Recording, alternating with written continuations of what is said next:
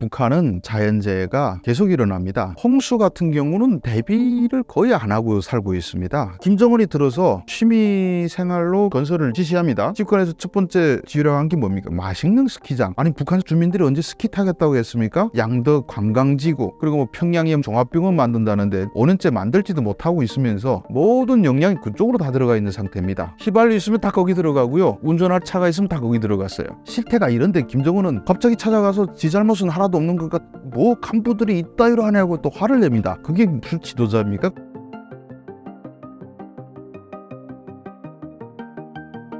최근 북한에서 물난리가 난 것으로 아는데요. 어떤 상황이며 민심은 어떤가요? 북한 이번에 평안북도, 자강도, 양강도까지 피해를 보는 큰 물난리가 났습니다. 한국 언론에는 신의주, 의주 지역만 보도가 됐습니다. 왜냐하면 북한에서 그걸 공개했기 때문에 또 북한 당국도 신의주, 의주는 중국에서 카메라 가지고 찍어도 나오기 때문에 숨길 수 없다고 생각했는지 공개를 했습니다. 그리고 김정은이가 현장에 방문해서 고무보트를 타고 다니고 그렇게 시찰하는 모습도 나오고 또 수재민들을 평양에 1만 3천 명 데려다가 또 거기서 먹여주고 재워주는 모습도 보여주고 있습니다. 저는 이걸 통해서 김정은이가 이 수해마저도 자기의 그 위대성 그리고 자기에 대한 우상화를 만드는 계기로 삼고 있다라고 생각을 합니다. 그런데 김정은 그 고무보트 타고 다니는 사진 보니까 여담이지만은 제가 첫 편에서 몸무게 얘기를 했는데 여기 145kg 타니까 이쪽에 3명 앉았더라고요. 무게를 맞추기 위해서. 아무튼 그리고 돌아다니고 있는데 제가 어느 북한 잘 아시는 분, 북한에서 평생 좀 높으신 직위에서 잔뼈가 굵으신 분 보고 김정은이가 왜 저기 가서 보트 타고 다니세요? 했더니 이분이 또 희한한 분석을 내놨더라고요. 지가 언제 물난리 받겠어? 그냥 물난리 구경 간 거지 하고 생각해 보니까 그런 것 같기도 해요. 물난리 그렇게 난 거를 언제 지가 구경해 봤겠습니까? 보면서 와 물난리 무섭다 이러고 다녔겠죠. 근데 한국 언론에서는 신의주 우주만 이렇게 집중적으로 부각을 했는데 김정은이가 신의주 지역에서는 인명피해가 한 명도 없었다라고 밝혔습니다. 아마 그 말은 사실일 가능성이 있다고 봅니다. 왜냐하면 신의주 지역에서 숱한 사람이 죽었는데 김정은이 거기 가서 사람이 안 죽었다 하게 되면 북한 주민들이 우리 지도자가 거짓말쟁이네 라고 생각할 수밖에 없어요. 그래서 신의주 지역에서는 대피를 일찍 해서 안 죽었다고 보는데 근데 저 자강도라든지 그리고 평안북도 중심부라든지 하는 지역에는 어마어마한 피해가 났다 이런 얘기가 있습니다. 또 김정은 스스로도 인명피해를 낸 단위 지도자들은 처벌하겠다 이렇게 얘기를 했기 때문에 분명히 인명피해는 발생했는데 이 신의주라는 게 언제 홍수 피해가 왔냐면 7월 27일 날에 그날 폭우가 왔습니다. 근데 신의주에서 내린 폭우가 122mm인가 됐습니다. 하루 내린 강수량이. 그런데 거기서 좀 차로 한 3시간 떨어진 평북의 중심지 구성 같은 경우는 구성이 어디냐면 옛날에 그 고려 시기에 귀주대첩 얼마 전에 고려 거란 전쟁이라는 드라마가 KBS에서 나왔는데 그 드라마의 중심부 그 거란군 10만 명을 몰살시킨 귀주가 바로 지금 현재 구성 시내입니다. 여기에는 250mm가 왔어요. 거의 2배의 비가 왔습니다. 그래서 이쪽에는 피해가 집계도 안 되고 보도도 안 됩니다. 자강도 같은 경우도 피해가 집계가 안 됐는데 거기는 많은 산사태가 나서 평북이나 자강도는 산이 엄청 많은 지역이에요. 그러면 그 골짜기마다 합체되는 두 개의 강이 합치는 그 지점에 보통 읍이 있습니다. 군 소재지가 있는데 물난리가 나면 그 소재지 쫙쫙 다 밀어버립니다. 그리고 북한 산들 민둥산이 많죠. 다 이 소토지 한다면서 화전을 일구는 바람에 물이 많이 내리면 그냥 무너집니다. 그래서 많은 피해가 난 것 같은데 거기 보도를 안 하니까 우리가 알 수가 없어요. 이건 내륙이니까.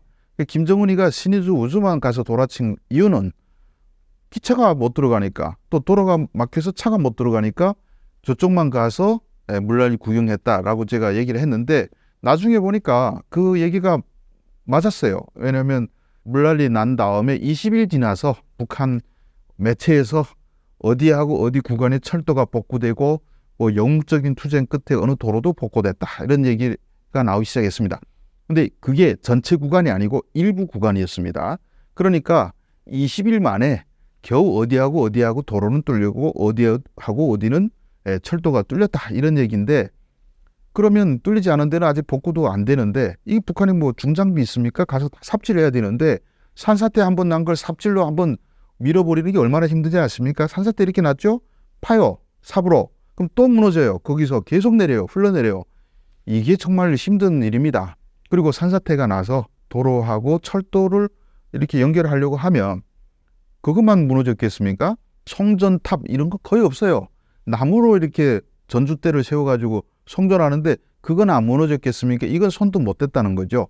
송전탑이 다 무너졌으면 전기가 들어가지 않습니다, 여러분. 그러니까 전기가 안 들어가면 배터리 충전도 안 되고 결국은 어떤 지역들은 외부하고 통화도 못할 정도로 고립돼 있다. 거기서는 얼마 죽은지 알 수가 없어요. 그래서 이번 피해가 아직도 복구는 요원하다. 저는 한 석 달 정도 걸리지 않겠나 싶은데 최소 봐서요. 그것도 저 지금 전국의 사람들을 다 데려다가 그 수해복구 지역에다 지금 내몰고 있는데 북한이 잘하는 게 삽질이죠. 삽질은 열심히 하는데 삽으로 홍수와 이게 산사태 여기다 지금 아직 9월 달엔 우리도 태풍 들어올 수 있죠. 한 번 더 오면 이건 정말 큰일인 겁니다.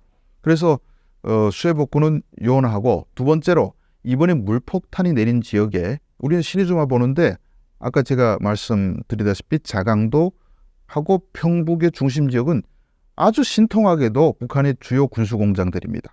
그래서 옆에 있는 딱 중심지 구성 보면 구성이 산골짜기에 딱 도읍지가 있는데 골짜기가 한 5개가 합체되고 큰 강이 2개가 이렇게 가고 있습니다. 가면 물난리가 나면 골짜기 있는 물이 다 빠지겠죠. 근데 가만히 우리가 위성사진 한번 보십시오. 구성 같은 데 한번 보십시오. 철도는 산중턱에 건설 못하니까 골짜기 따라 이렇게 철도가 있고 도로가 있습니다. 그리고 철도가 싹 가다가 골짜기 따라 올라가다가 뚝 끊기는 지점에 보면 동굴 입구가 있습니다. 여기가 군수공장이에요. 근데 여기가 물이 쫙 차면 군수공장 갱도는 봉쇄인지 모르겠는데 철도하고 도로가 성치를 않습니다.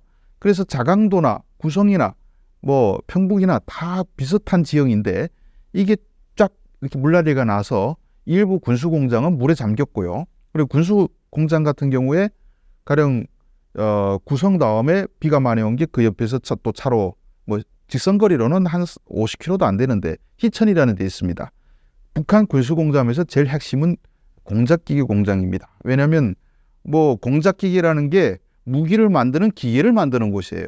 여기를 뭐 없어지면 무기 만드는 기계를 못 만들죠. 그런데 여기서 이 공작기계 공장이 희천과 구성에 제일 큰 공장이 2개가 있는데 여기가 지금 제일 집중적으로 호우맞은 지역이고 구성 같은 경우는 북한의 탄약 공장이 또 하나가 있습니다. 여기가 또 갱도, 철길과 연결된 갱도가 보이는 곳인데 여기가 잠겼는지 모르겠어요. 봉쇄해서. 근데 저 자강도 만포 같은 데는 구수공장이 잠겨서 그랬다고 합니다. 그런데 문제는 뭐냐면 북한이 요즘에 지금 살 길이 러시아에다가 미사일, 포탄 팔아가지고 지금 엄청난 돈을 벌고 있고 김정은이가 올해 들어서 러시아의 그 협력이 진척되면서 완전히 기세등등했어요. 우리 미국, 한국 저따위 가라. 우리 러시아만 잘 보이면 포탄만 팔고 미사일만 팔면 우리 밀도 들어오고 기름도 들어오고 막 이렇게 했는데 그런데 지금 하필 물난리가 났어요. 저 철도가 없으면 뭐 포탄 생산이 안 되죠. 생산됐더라도 못 나옵니다. 재료가 들어가고 뭐가 들어가야 되는데 한 석 달 동안은 저게 군수공업이 제대로 돌아갈 수가 없어요. 쉽게 말하면 북한에서 유일한 돈줄이 또 끊어져 버렸습니다. 그런데 또 지금 러시아가 어떤 형편입니까? 푸틴이 마지막 힘까지 짜내고 있는 형국입니다. 거기다가 지금 우크라이나가 옆구리 치고 들어왔지. 그러니까 왜 러시아는 또 이제 이쪽 밑에서 바닷가 해안 지역에서 최후의 공세, 있는 힘을 다 뽑아서 밀고 들어갑니다. 왜 그렇게 하냐? 가만 보니까 푸틴이 저기에 그 미국 대통령 선거에서 갑자기 트럼프가 이렇게 암살 시도가 있은 다음에 지지율이 확 올라가고 막 이러게 되니까 판단하기로 트럼프는 올라서면 다음 날로 휴전조약 맺게 하겠다 이렇게 했습니다. 휴전조약 맺으면 차지한 땅에서 주저앉게 돼요. 그러니까 푸틴은 있는 힘껏 다 해서 있는 거 없는 거 다 쓸어 때려 엮고 있는 지금 상황인데 그 때려 넣는 게 뭡니까? 북한에서 갖고 온 포탄 미사일인데 이게 석 달 꼭 막혔어요. 푸틴이 난리 났죠. 그래서 뭐 체첸 가서 또 거기 병력 끌어온다 하는데 병력은 끌어오더라도 이 탄약, 러시아의 변기창 역할을 했던 북한의 군수공장들이 한 3개월 가동 못하고 운반 못하게 되면 푸틴이 열받겠죠. 뭐 김정은은 아이고 미안합니다. 뭐 저 때문에 안 해요. 뭐 이렇게 할 수는 있겠지만 대신 김정은도 그걸 팔아야 가정 요긴할 때 줘야 감사하게 뭐가 들어올 텐데 그걸 못 주면 큰일입니다, 이게. 그래서 이번에 그 우리가 피해를 본 지역에 곡창지대는 뭐 항해도라든지 뭐 그런 데 더 크니까 쌀값 영향보다는 김정은한테는 군수공업 파괴 그리고 군수공장이 물에 잠겼으면 저걸 물을 또 퍼내고 복구시키고 하는 게 당장 제일 시급한 문제다. 그리고 뭐 인명피해 이거는 북한은 사람 죽는 거 그렇게 대수롭게 생각하지 않기 때문에 거기에 대해서는 별로 신경을 안 쓴다. 이렇게 볼 수 있을 것 같습니다. 다수의 북한 외교관들이 탈북하고 있는데요. 유독 외교관과 같은 엘리트들이 많이 탈북하는 이유가 무엇인가요? 그것은 우리가 특별하게 볼 이유는 없습니다. 얼마 전에 뭐 쿠바에서 넘버 2, 대사관 넘버 2가 오긴 했는데 이건 이렇게 보시면 됩니다. 북한 외교관들은 항상 많이 탈북해 왔습니다. 한국에 보도가 안 돼서 그렇지 솔직히 들어와서 계속 이렇게 눌러앉아 사시는 분들이 꽤 많습니다. 많은데 문제는 우리가 2009년, 10년 이때는 거의 1년에 3,000명씩 왔어요. 그러니까 외교관들이 10명만 와도 300분의 1이니까 그건 뭐 세 발의 피였죠. 그리고 코로나 이전에는 거의 뭐 1,000명 넘게 왔습니다. 그 10명 오면 100명 중에 1명이었습니다. 문제는 코로나 터지고 나서 탈북길이 꽉 막히다 보니까 북한 내부에서 탈북을 할 수가 없어요. 그래서 코로나 기간은 1년에 64명, 65명 이렇게 왔고 작년도 같은 경우에는 198명이 왔습니다. 들어오는 탈북자 수가 확 줄었습니다. 북한 내부에서 탈북을 할 수가 없어요. 2023년 같은 경우에는 북한을 탈출해서 한국까지 온 사람이 딱 1명입니다. 이것은 탈북이 완전히 막혔다. 그럼 한국 오는 사람들이 어떤 사람이겠습니까? 이미 외국에 나와 있는 외교관 안에 무역일꾼밖에 없어요. 그러니까 온 사람 중에 무역일꾼, 외교관 비율이 당연히 100명 왔는데 10명 오면 10%나 되는 거 아닙니까? 그러니까 되게 많이 오는 것 같은 착시현상입니다. 실은 오는 숫자는 거의 다 비슷했다. 이렇게 보시면 됩니다. 내년도에도 한국으로 올 수 있는 사람들은 해외에 미리 나와 있던 외교관이나 무역일꾼들밖에 없다. 그러니까 우리는 순수 고위급들만 오는 것처럼 보이는 거죠. 일반 탈북자들이 안 와서 그렇게 보이는 겁니다. 북한 내에서 새조선이라는 반체제 단체가 등장했다고 하는데요.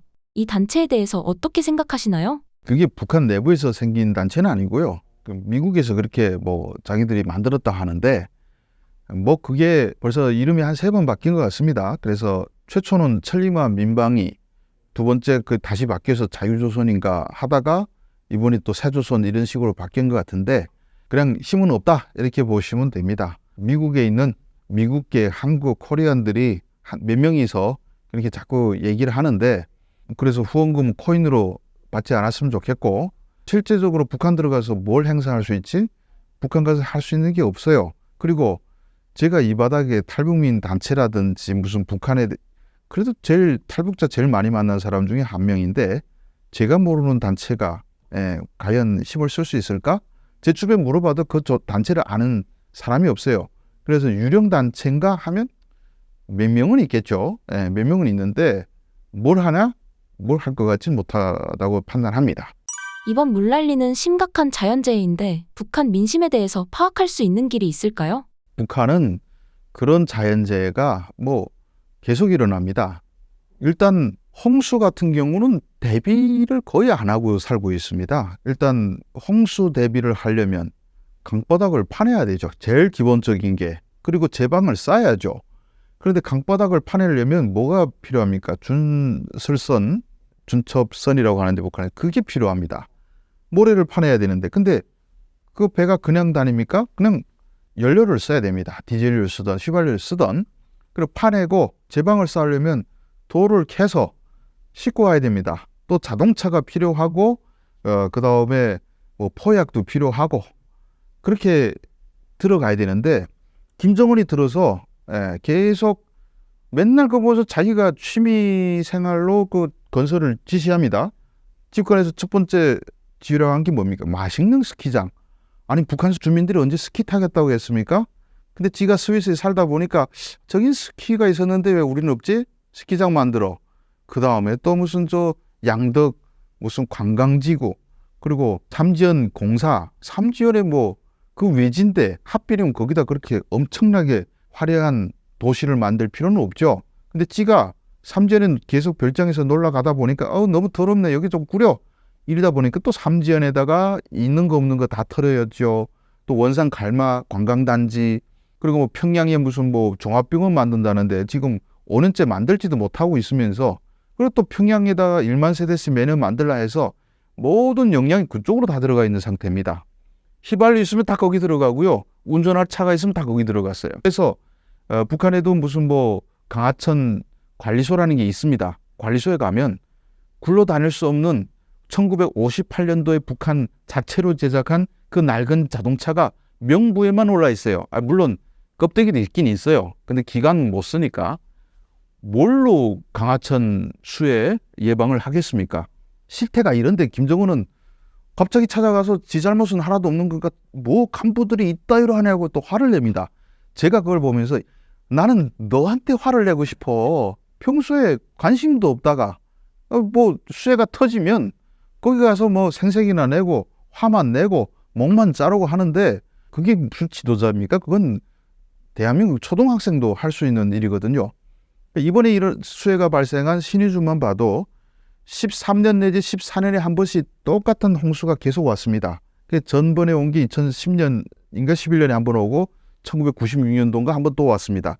다 잠겼어요. 시내가 잠길 수 있는 홍수. 그러니까 특별한 거 아닙니다. 그러면 교훈을 얻고 뭐 방지를 해야지. 안 하고 있다가 또 가서 사람들이 그 다음에 뭐 텐트 잘 쳐라, 먹을 거 줘라 이따 있거나 하고 있고, 이게 무슨 지도자입니까? 그리고 물폭탄이 이번에 운 나빠서 신의주가 맞은 거죠. 그럼 평양은 안 잠겼냐? 평양이 2008년 대홍수 때는 또 평양도 다 잠겼어요. 구름 마음대로예요. 이거는 북한 어디를 난리치게 만들지는 하늘의 마음대로입니다. 그래서 김정은이 이번에 보트 타고 신의주 가서 돌아다녔는데 아마 뭐 9월에 뭐 태풍이 와서 운 나쁘면 또 평양에서 집 앞에서 보트 타고 다닐 수도 있어요.